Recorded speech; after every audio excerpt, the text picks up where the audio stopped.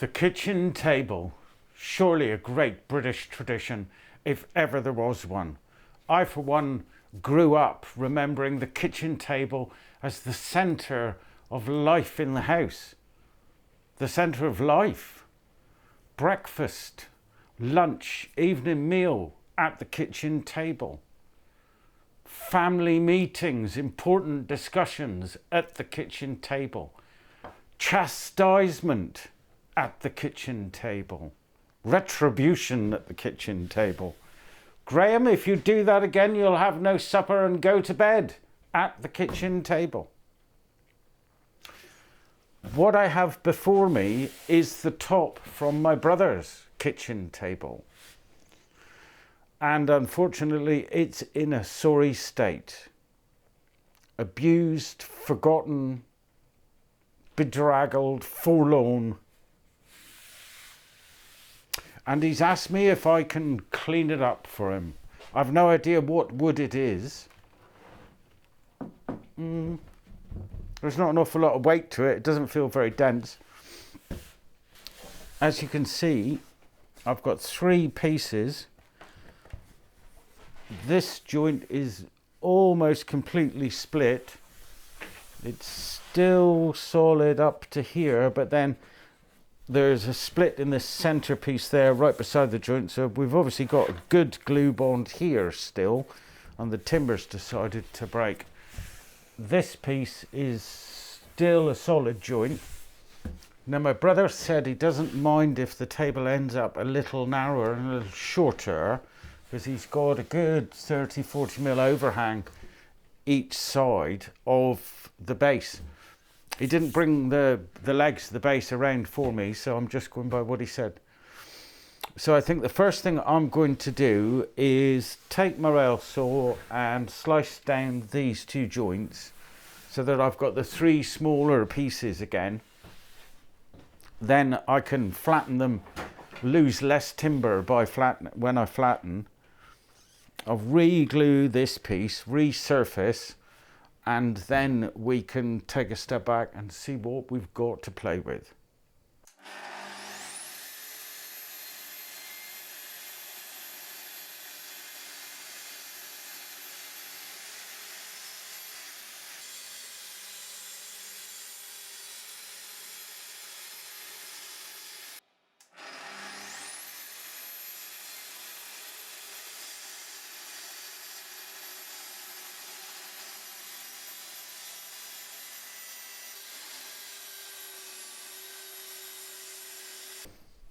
There's the most beautiful smell of pine.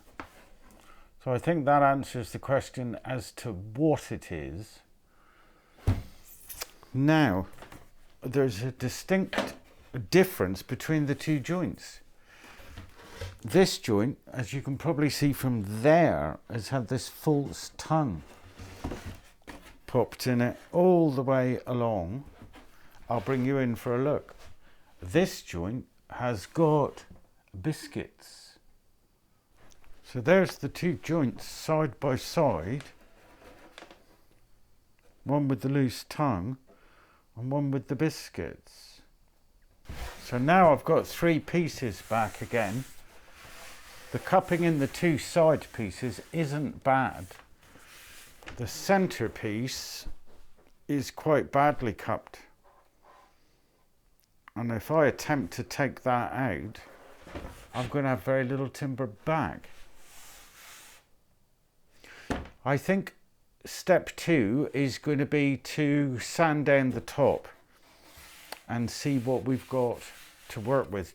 Let's just make sure that the timber is salvageable.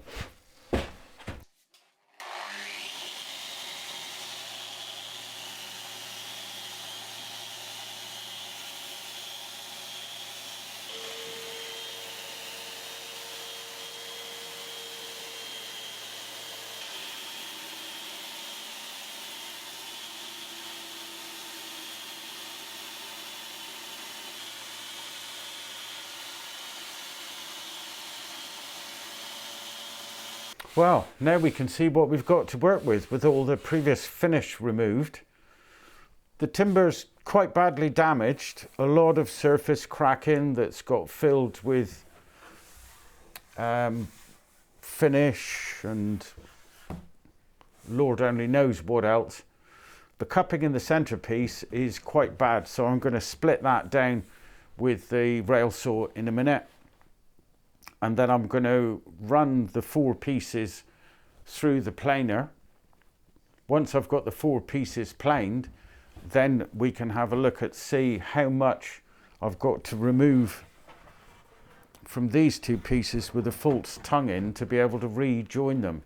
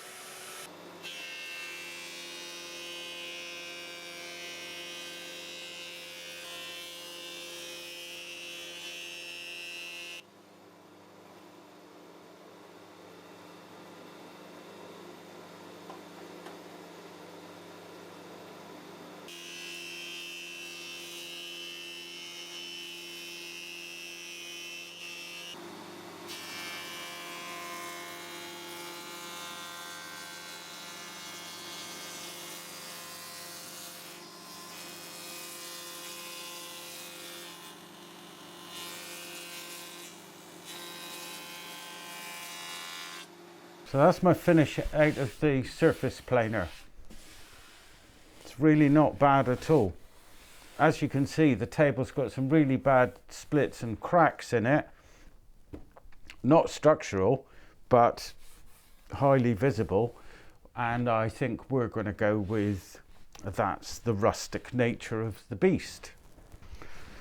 Now, if you remember earlier on in the video, I drew your attention to the 2 different types of joinery that had been used. One side had been repaired using biscuits, and the other side had been constructed using a full-length loose tenon. So I've considered cutting out that joint, but if I do that, because I've got 4 distinct pieces, even with the 3 distinct pieces, I'd have to cut the same out of this side to balance the pieces. That would give me a table some 60mm narrower than it currently is. And it is 720, so I'd end up with 660. That's quite a sizable chunk to lose, and it really detracts from the shape. So if I'm going to cut that joint out, I felt it would be necessary to lay in some additional material to retain the width of the table. I don't have anything that'll match. I've tried excuse me, bit of beech, no. Bit of oak, maybe? No. And I've also got some ash that, hell no. So, on reflection, I think I'll joint these edges together, and then I'll glue what's left of this tongue in. And then we'll use dominoes to keep all the pieces together. So a quick dry assembly and test clamp, just to make sure my joint is nice and flush.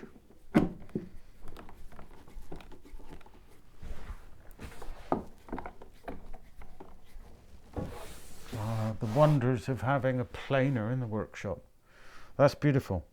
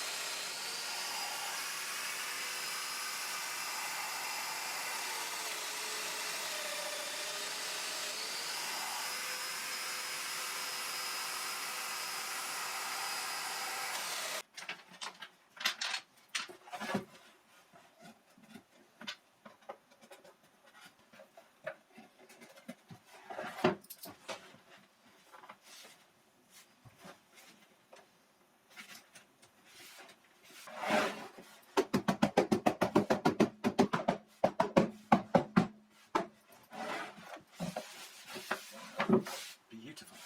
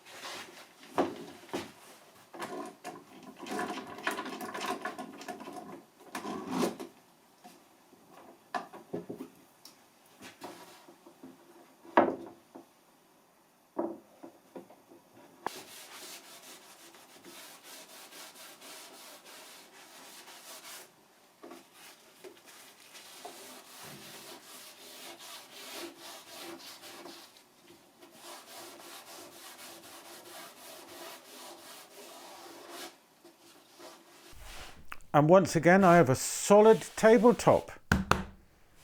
Nicely jointed this time. They look as if they've come together nice and tight. Pleased with that so far. Now it's time for a little sanding. Spot of 120 to begin. So that's 120 grit all over. That's come up relatively well. we can now see where all the cracks are to, and they're going to need something in them. I can't fill that with finish.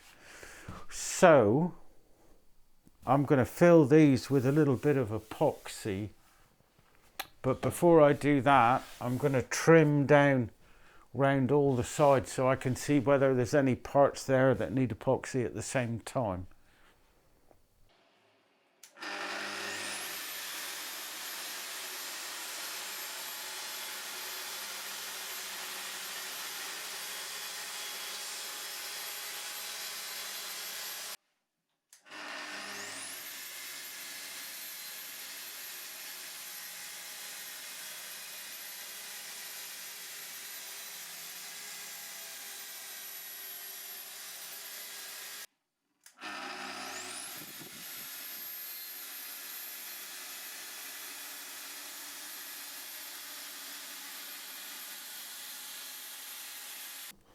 There were a couple of bits at the ends that are going to need some epoxy, so I'm glad I did it that way, especially where that loose tongue was.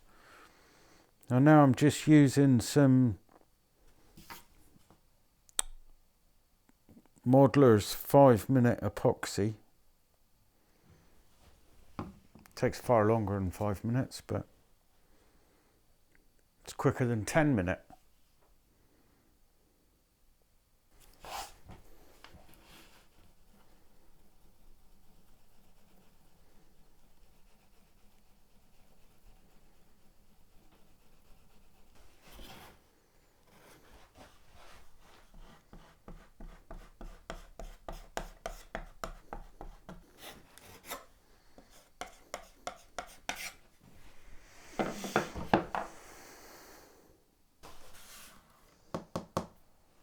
Epoxy's cured. The epoxy performs 2 roles in this scenario. 1, it fills the cracks, but 2, it just adds that extra bit of strength to a aging and weakening tabletop.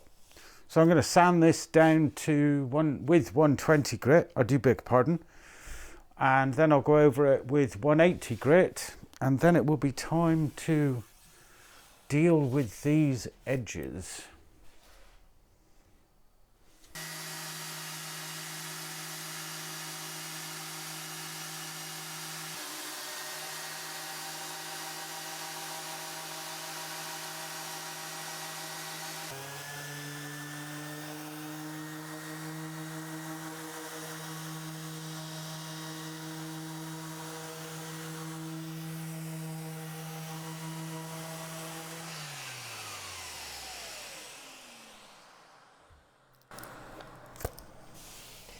Well, that's my tabletop sanded to 180 grit.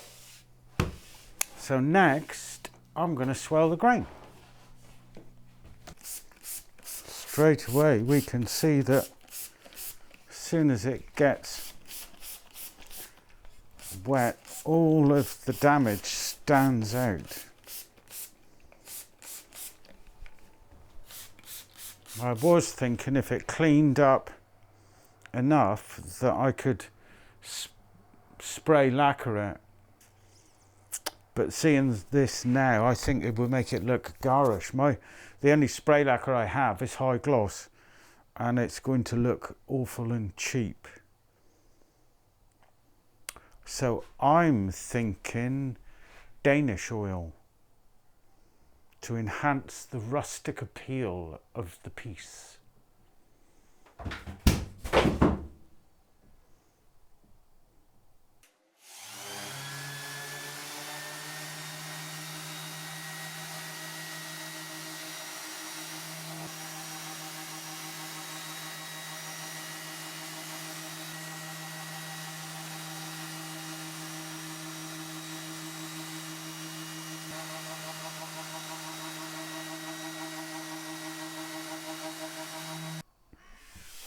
So I'm now sanded to 180 grit again all over after a damping, and it really is as smooth as a witch's smoothing.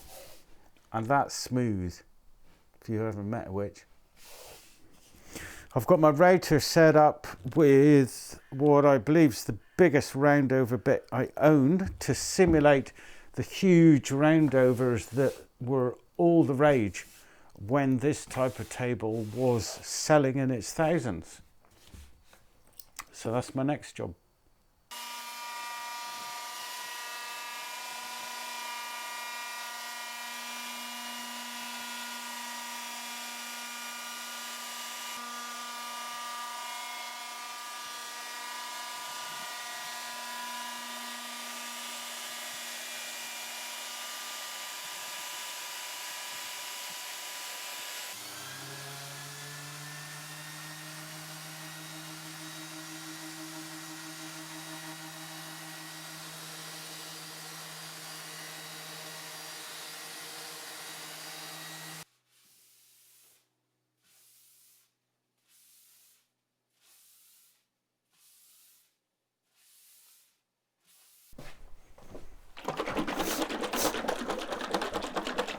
Okay, I'm sanded to 240 grit all over.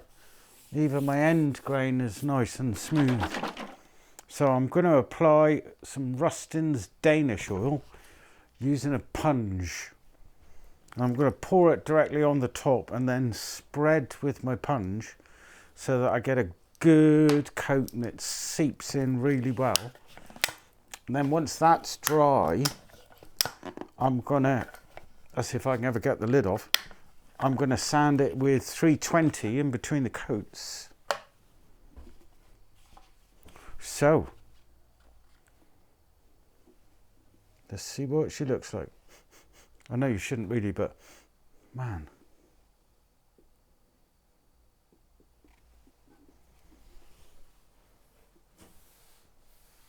Oh, look at that. Who else is thinking Oregon pine, eh? Wow. Just gonna take a drop or two.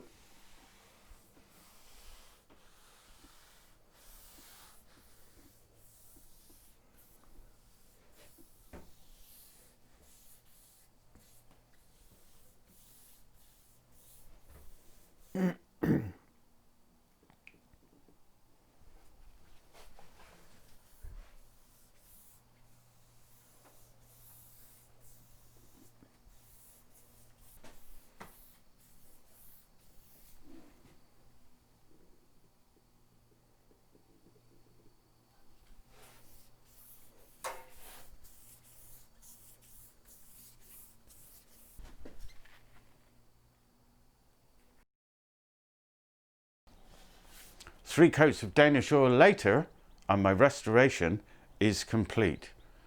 And I think it's come out beautifully. I really love the faults in the timber, the cracks and the lines and the discoloration have really been brought to life with the Danish oil. Damn good choice for a finish. I know self-praise is no praise, but I'm the only one here.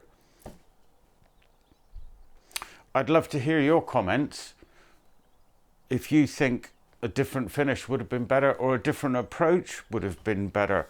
I realise that attacking a tabletop with a rail saw is probably a little controversial. Let me know what you think below. Anyway, thanks for watching. Hope you enjoyed it. See you next time.